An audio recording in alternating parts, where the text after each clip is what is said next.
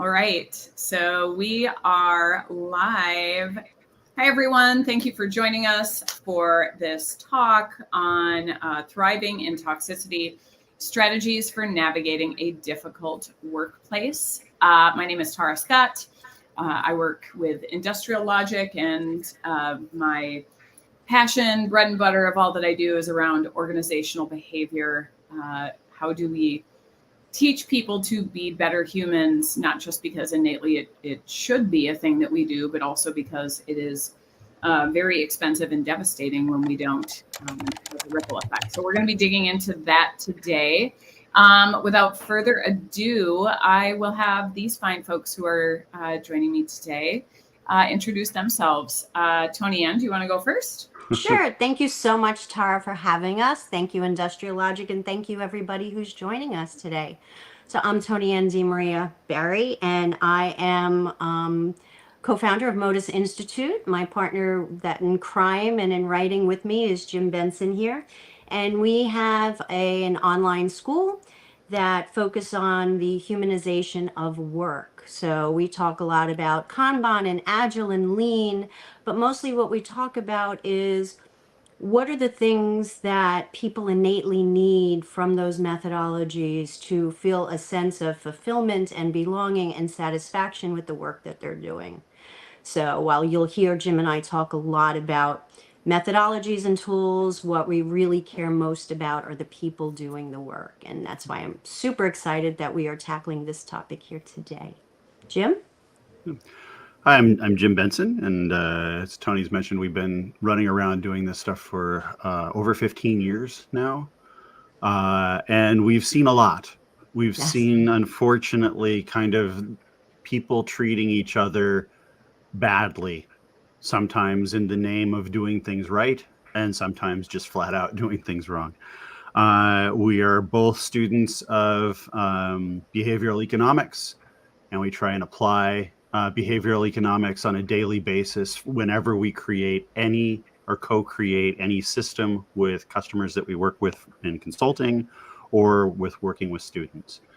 Right now, one of our two most popular classes on Modus Institute, one is actually called Toxic Waste, which just deals with what we're dealing with today head on. And then the second is a course on Obeas, which is basically a room with all of your work visualizations in it. And what we've discovered is that visualizing work is actually mitigating toxicity. And as someone who was partially responsible for kind of inventing the Kanban thing, it was pretty humbling 16 years later to figure out why you'd actually done it. It wasn't to match workflow. It was actually, as we say in personal Kanban in the book, to calm people down, to get them to focus, and then therefore to reduce the toxicity in the environment. Awesome. Thank you both for those intros and that bit of background. So I guess also that makes a ton of sense, that visualizing things, like, you can't argue with reality. I mean, you can, but you're going to seem like you're on a different plane. Maybe let's start by digging into what kind of defines a toxic workplace for us. What have we seen that looking like? Maybe in personal experience. Yeah. So I'll try to answer in like 2 sentences. So I've been thinking about this a lot over the last year, and from when I boil it all down, it's withholding. Withholding the ability to act, withholding information, withholding the right to improve, withholding something that makes you a professional. And that is kind of the crux of psychological safety. It's the crux of agency. It's some human or systemic event is stopping you from being able to act with confidence. Yeah. I feel that a toxic workplace fundamentally fails to recognize that teams are made of people, and those people have real baggage and real fear and real work trauma. Jim and I, Tara, we were talking about this earlier. We're starting to utilize the word trauma, and I I never really considered that we're dealing with people that have so many experiences prior to joining their current organization that we have to manage. And yet in a toxic work environment, it's not providing that empathetic, supportive work environment that's going to foster better morale or motivation or creativity. At Modus, we talk a lot about that crossover in the brain between physical pain and social pain. Social pain being a lot of the pains that we encounter in toxic work environments.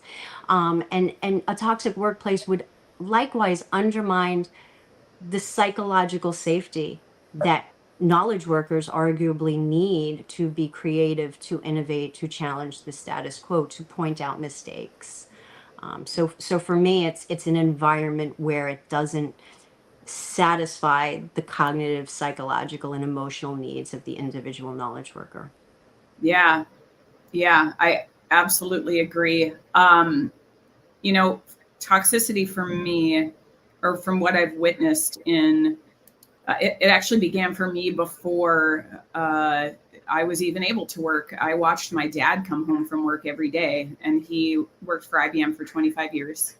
And he'd come home either with his head hung or he'd be really excited. It really depended on how the day went. But the reason I even got into this work is because when he retired, it was like somebody unplugged him and the stress crushed him and he had a psychotic break, largely in part to not being able to have the ability to actually be honest about challenges, be honest about struggles, being told you don't sell, you don't eat. This is like very 80s IBM, kind of bringing us back to like that Mad Men lifestyle. But I still see it's more subtle sometimes, and sometimes it's not. But it's exactly what the two of you are talking about, where it's the withholding, right? It's not being able to say a thing for fear of X, Y, and Z. We were working with a healthcare organization, speaking of not being able to speak up. So we're working with a healthcare organization, and we were helping them build what they had hoped would be an operating system that would get everybody engaged in the mission and the product. And so about 50 people were there. There were administrators, there were improvement specialists, there were lean practitioners, and there were clinicians there as well, all supposedly focused on continuous improvement. And so we broke into these groups for lean coffee, and we asked people to discuss, what's keeping you from getting your work done, or what's keeping you from doing your best work. And one of the brightest, most conscientious people that we had met that week, young team member, stood up to speak.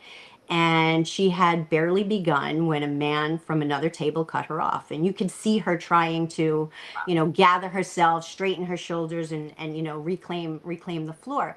And the look on her face suggested to us that this was probably not the first time that this had happened. And so she stands up and she says, I know my job. I'm good at my job. And her voice started trembling. Oh. And she said, I want to do a great job, but I'm not being allowed to be effective because, and then all of a sudden, that same voice from across the room chimes in. And this gentleman says, why is this the first time that I'm hearing this? And that's when she broke down. Oh. And through her tears, she responded, because I can't let you see me stressed out about my job. I can't come to you with issues because I don't have MD after my name. Oh, so wow. So he and his table of medical practitioners were completely stunned, right? They were like, how come you haven't spoken up? What do you mean that there's a status threat? They were completely unaware about how their positional power was creating this toxic work environment where people were afraid to speak up. Now, what happened next was pretty remarkable. About 30 people just went over and just, circled around her and gave her the emotional support. And they commiserated because they were holding on to similar feelings. And the irony is that if there is any industry where speaking up about problems that it should be encouraged, it's in the healthcare industry. But in this team, there was no psychological safety to point out issues. Well, right. I mean, I think that is why, or how Amy Edmondson, who kind of pioneered the term, discovered it, was in the healthcare world of people not being willing to ask questions because it's terrifying if you're wrong and you feel like you don't have any weight behind your name if there's not an MD there. I worked in healthcare for 10 years before tech. And I worked in an outpatient mental health clinic. And let me tell you, the amount of suffering that I witnessed from employees was staggering to me. And how can you expect to do the job that you need to do when there's all of this stuff that you're unable to process? Yeah. And one of the things that was, we were at a conference here in Seattle that LEI put on, a coaching summit. And there was a bunch of people there from one of the healthcare orgs here in Seattle. And several of them didn't want to be there because they hated lean. And one woman stopped us in the hallway, and there's that point where you're at your breaking point, where you're so angry and you're so emotional that you don't know whether to scream or cry. And she's like, lean is ruining my life. I'm so busy at work and I've got so much stress at work, and every day I have to do a Kaizen. And we're like, the what? You have to what? Yeah, wait, And what? so it was bad implementation of process of things, of stuff that should be helping people, Right. brought to people by horrible malpracticing consultants who just take these ideas and turn them into yet another thing to bludgeon people with. I think it's so often we have these practices, and I hesitate to use the word processes because, I think it's much more about like how we're interacting with one another. When I first entered this world of tech, I worked with David Hussman in Minneapolis. I randomly got a job at DevJam and got to be like his right-hand person for a few years and had no idea what I was stepping into. But before we would go, when I was coaching alongside him to go give an assessment, or, I'd be observing an assessment or something, he would say, watch what is happening when people are talking about how they're expected to work and the sort of behavior that bleeds out of that. And it was a room full of people using like this kind of gesture if they felt safe enough to do so. Or it would be the opposite, which is radio silence. So I guess a question I would like to ask you both is like, I think oftentimes toxic workplaces can look like no one feels safe enough to say anything, so no one participates. And you have those leaders who are saying, well, nobody said anything and nobody's saying anything, so how am I supposed to know? So I'm curious about what both of your strategies are around kind of working with leaders to get them to understand, how do you actually start to build better practices and have awareness that, yep, this is traumatic and toxic for people. And the first thing you have to do is kind of be honest with yourself about that. Can we just seize upon one word that Jim said? Yeah. She said, have to. I have to do. We have to do these Kaizen events. So first of all, language begets behavior, right? And have to, that kind of micromanaging, you must do a Kaizen event every day. For those of you who haven't heard the term Kaizen, it simply means small incremental improvement. Yeah. But have to suggests that she has no agency, that there's excessive oversight and it's micromanaging. What if she had the agency and she got to, as a matter of course, improve processes? We've seen that. We just left an engagement last week in Milwaukee. It was arguably my favorite engagement that we've ever done because there was so much psychological safety and agency built into the system. People were so excited with the methodology that it was just they were being introduced to value stream mapping, and all of a sudden we started hearing, ooh, we can do this to other processes, because we were explicit, leadership there was explicit that people had the agency to improve their own processes, that they were experts in what they're doing, that not a consultant like Jim and Tony coming in, not their leadership team, but they had enough respect from their organization, from the system, such that they were allowed, they were encouraged They had the agency to improve their environment. So I think that's the most important thing, is being explicit in organizations that let people know you have the agency to make your environment better. You don't have to wait for somebody else to come in. I love that. And I just want to share a quote that just came in from Jeffrey White. Yeah. I noticed some immediate environments that just tactically feel toxic. For example, the tense bodies and halting tone in the room that creates a bit of cognitive dissonance, which seems to amplify the toxicity in and beyond the moment. Yeah.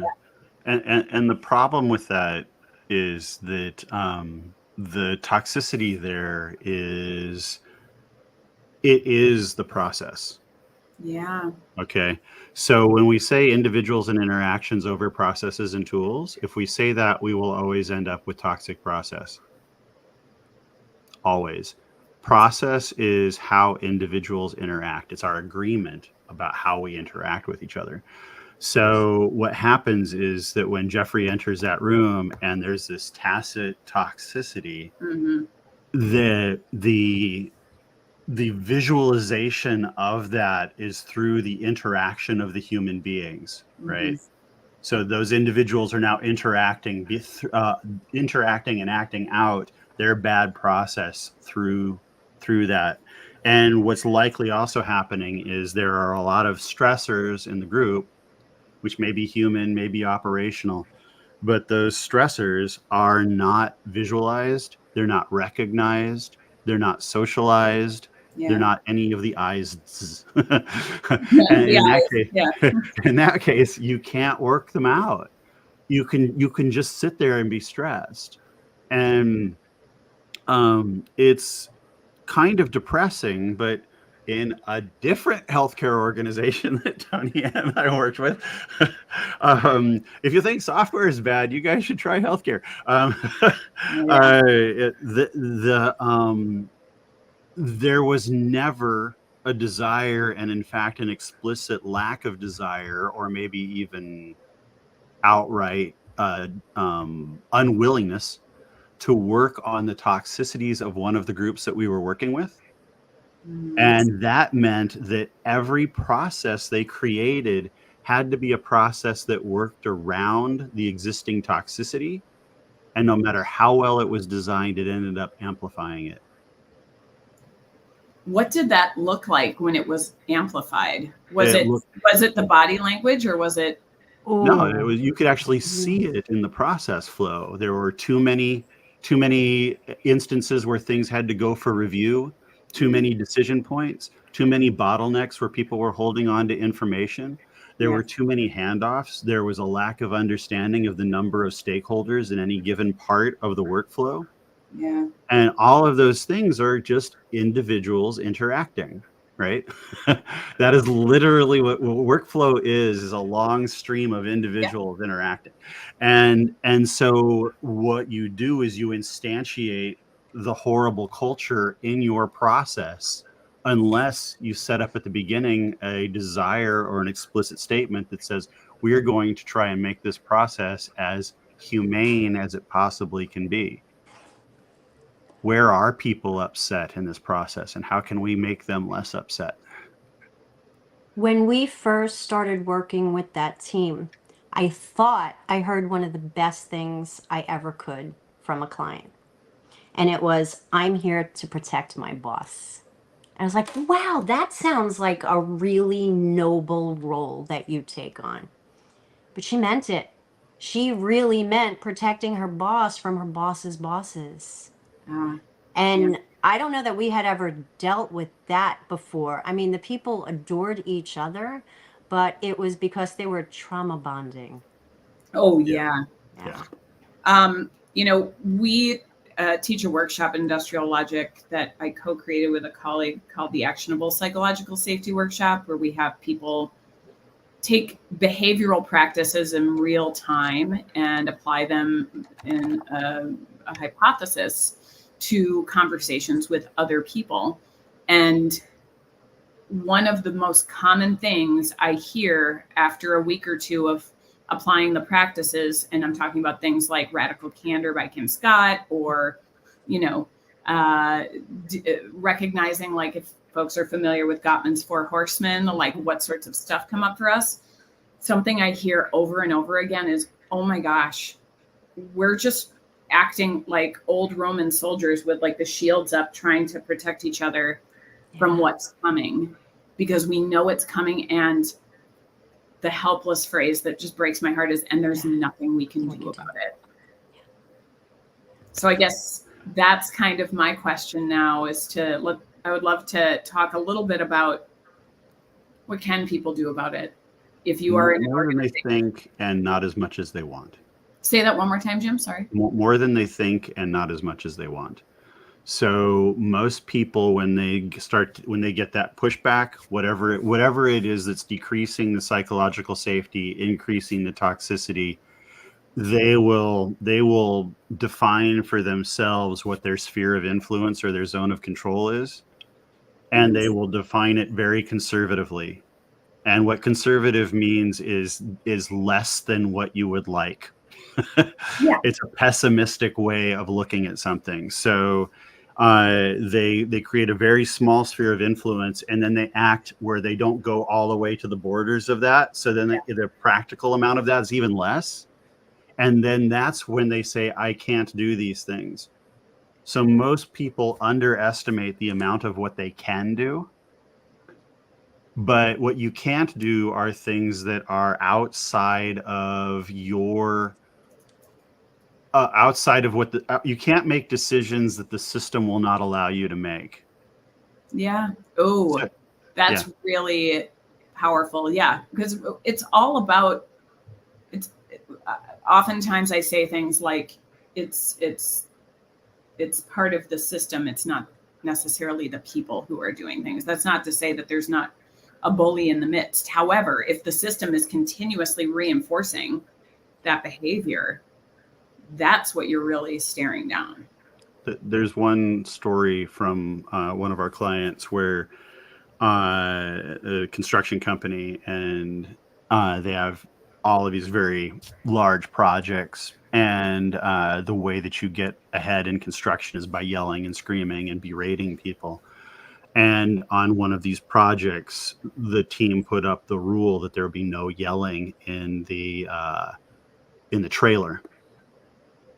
Yeah. And then I met this guy after 25 years of his history, and he was just a wonderful human being. And then I talked to other people, and they're like, that guy is a jerk.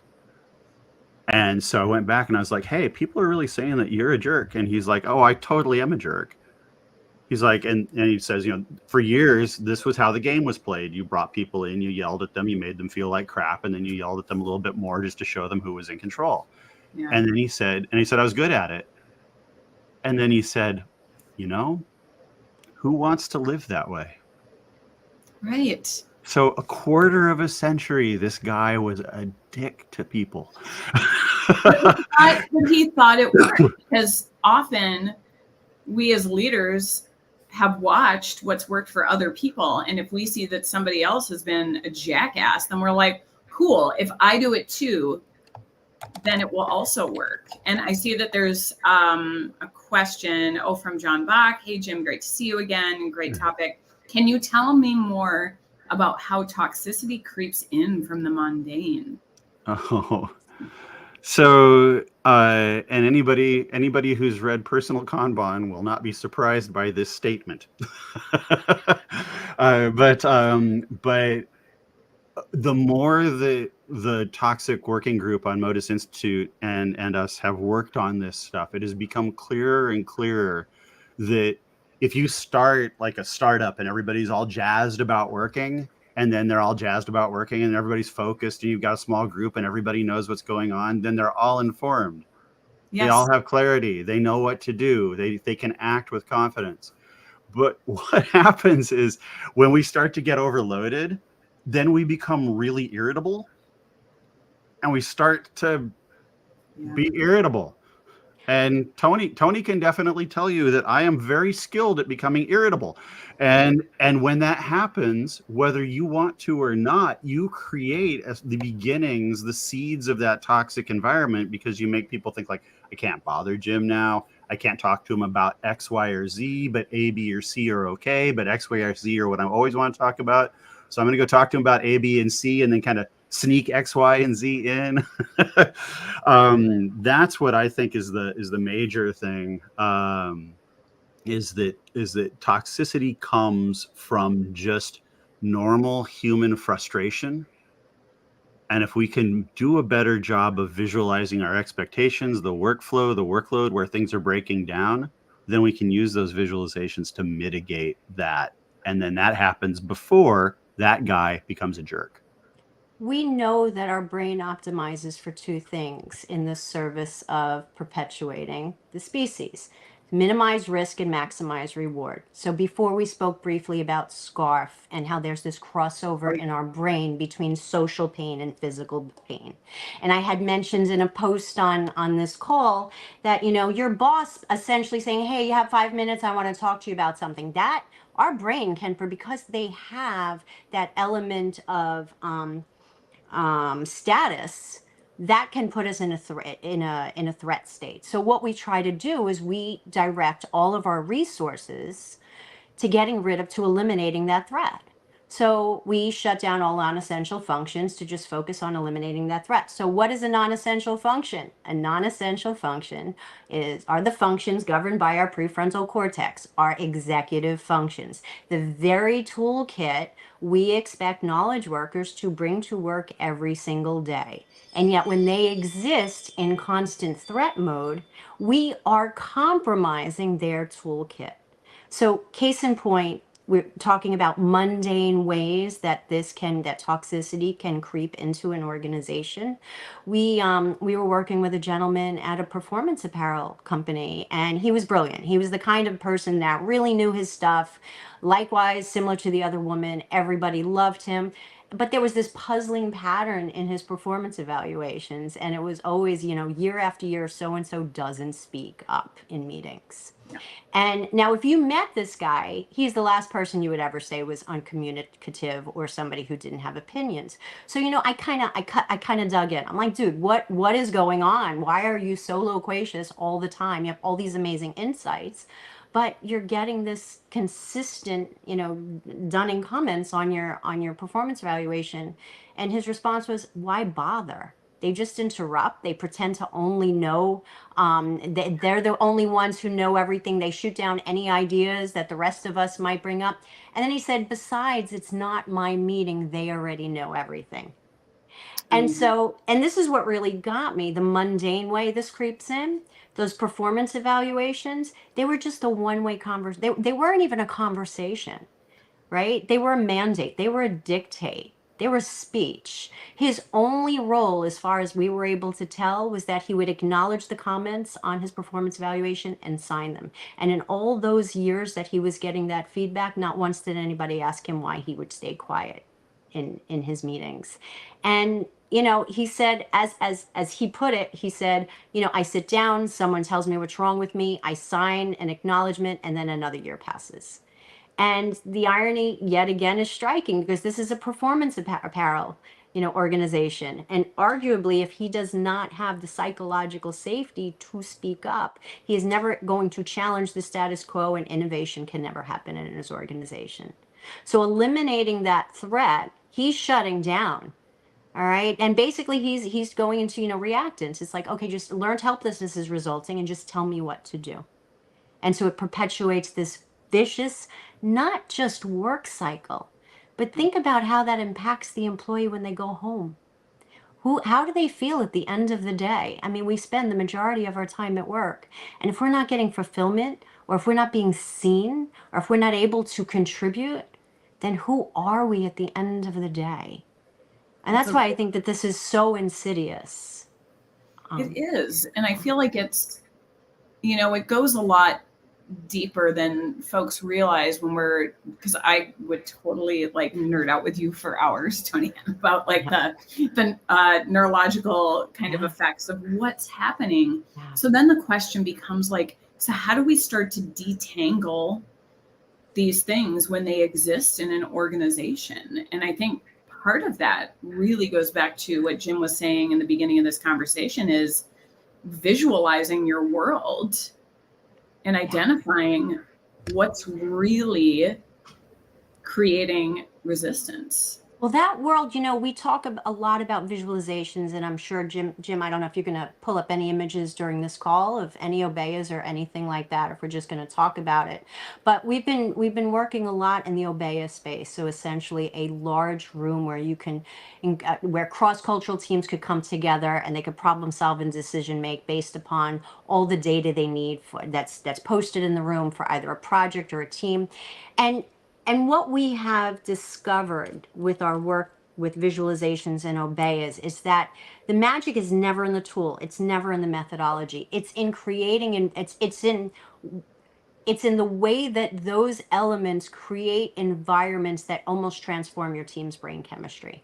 Right? So we know what happens when people have agency. We know what happens when people are visualizing things that otherwise would be embedded in their head. We know it's much easier to solve a problem, to communicate our capacity, to point to a problem that and depersonalize the problem when we're visualizing it and it's not in our head, tangled up with cognitive biases and fear.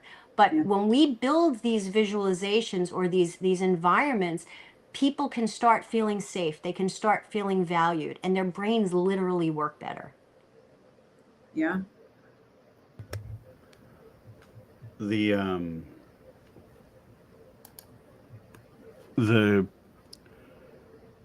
power of visualization is humbling when you watch it in action. Yeah. And there's so many people out there who are like, I'm going to deploy the Kanban method, or I'm going to deploy personal Kanban, or I'm going to deploy this. And that's basically like, I'm going to walk in and smack you over the head with the sticky note stick. And that never works, and it never will work. But what does work every single time is when the group understands we have a reason to exist as a team. Our team is made up of individuals who are all really weird, and they bring their own individual kind of weird to the table. So I will reach back in time and quote Jabe Bloom and say, keep Kanban weird. The reason that we wanted to keep Kanban weird was because we didn't want it to turn into another process religion that people just hurt people with. And of course, it did, and everything goes that direction. So, whatever. But the role of visualization in calming toxicity caught me off guard, and I'm ashamed that it did. but when we started to get in, when the working group started to get in and say, how do we mitigate imposter syndrome? How do we mitigate overly or silos? How do we mitigate strong teams that are acting like silos? How do we mitigate enforced dependencies? Every single time it came back to, what is the problem that you're trying to solve? What are the elements of the toxicity that you need to see? And then how can you see it? And regardless of anything verbal, ends up just being people arguing. But once you create it visually, it becomes a system that you can see, and then the system just has flaws in it that are natural and fixable. You depersonalize it when you make it visual. Right. It's no longer, I asked Jim for something and he didn't get it from me. Jim's a jerk, or Jim's a slacker. Now, when I have insight into his work and the context in which his work is existing, maybe I could see that he's completely over capacity. Maybe I could see that he's, putting out fires. Maybe I could see that he's dealing with the same bottlenecks. And what it can likewise do, it can trigger my, as Yochai Benkler refers to, my what was it, his unselfish gene. How we talked about how we are actually prone to, we want to help other people. I certainly know I get a neural reward when I'm collaborating on something. And I think it goes back to the whole needs of the social brain. We are far more effective when we're working with others than we are on our own. It goes back to our, ancestral need for our tribes to protect us. Right. And I think that, oftentimes I talk about, if folks are familiar with like somatic experience, so like how our bodies and our nervous systems recognize what's going on. And those things, of course, are connected to everything that our brain is doing. But when I'm feeling like I can't show up authentically as myself, I physically feel it, right? It's like this drawing in, like I can't speak. But when we start to untangle some of those knots and start recognizing like, oh, there is a bottleneck here, and it actually isn't Jim's fault. He's not being a jerk. It's the process. It feels expansive, right? I no longer feel like I'm angry and defending myself. Now it's completely, which sounds super woo-woo, but there's a lot of science behind it. It's like, actually, this is expanding the way that we're actually going to be able to collaborate. Every When problem you is an have the opportunity in more agency. ways than one. And when you have the agency to fix that bottleneck, we know the neural rewards that you get from seeing the progress on that problem. And Right. so when you are optimizing for those neural rewards, when your systems are optimizing for you to get those neural rewards, you're optimizing the people doing the work. Absolutely. So one of the interesting things about visualizing this stuff, last week we were working with a company that makes forklifts. Okay. Super sexy forklifts. And a couple of years ago, we were working with a group at Facebook that handles the transition of hardware from R&D into the server farms. So you're going from an incredibly expansive, non-standardized environment into an incredibly standardized environment. And all of the hardware there has, when you open up a box, everything that you can touch with your fingers is this kind of bright fluorescent green color, and those are called green touch points. And when we were figuring out the system for this group that had way too much work and could not possibly do all the work that they had, we wanted to help them build a system that showed them where their green touch points were in their process and with each other. Their internal nomenclature, their folksonomy, their internal way of speaking needed to be leveraged to create an internal way of working. We couldn't just come in and scrumify them or kanbanalate them. We and they needed to co-create something that was in their own language. And once you do that, once people are not worried about, am I using the word obeo right? Because I'll tell you, like, I would say 10% of our conversation over the last week when we were working with that other group was basically, do I have to use the word obea? It's like, I don't care. Just see what you're doing. Right. People freak out about words, but people also find comfort in words. So find the words that are their comfort food. Build the system out of those words. Yeah. And the more relatedness that is embedded in those words, the better. So less them and more us. And that's one of the reasons that we love the concept of obea or of collaboration in general, is because we know that sense of relatedness, creating collaborative environments, whether they're depending upon cross-functional teams or shared problem-solving exercises or I don't know, any type of mentorship within an organization. We know that gives people the neural rewards that optimizes their brain CEO, so that they are more focused, their decision making is more informed, they're less stressed. Awesome. Yeah. Yeah, I love all that. Yeah, words and language matter. Seriously, it does. And as we kind of wrap up here, Tonianne and Jim, what parting words would you like to leave with folks? And what would you like folks to kind of walk away with and maybe think about over the next couple hours, days?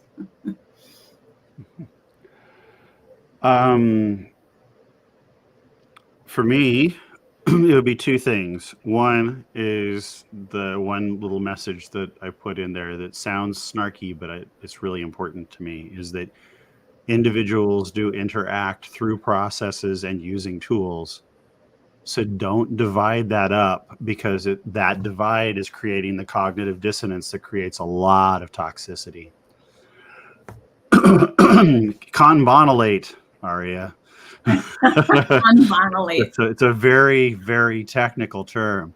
And the other thing is that, so Tony and I have been working a lot in the visualization of work through Obeas, obviously in a lot of different types of companies. And we have also been working a lot in making work more humane. So to reduce the toxicity, to increase the amount of agency, to increase the amount of professionalism and the ability of all people to act with leadership, as opposed to having leadership be a position. It's actually a verb. And if you're interested in those things, just come join us at Modus Institute, because we talk about these things every day there, every single day. Because toxic workplaces, they hijack our brain's chemistry. And Jim and I have seen that we can fight back. And that's by, understanding and intentionally designing systems, work systems, for the neurochemical responses that we want to trigger in people. Right. We can create much healthier environments where teams don't have to survive, where teams don't have to protect their bosses, but where teams thrive instead. And so hopefully those are the same people who go home at night and they feel fulfilled.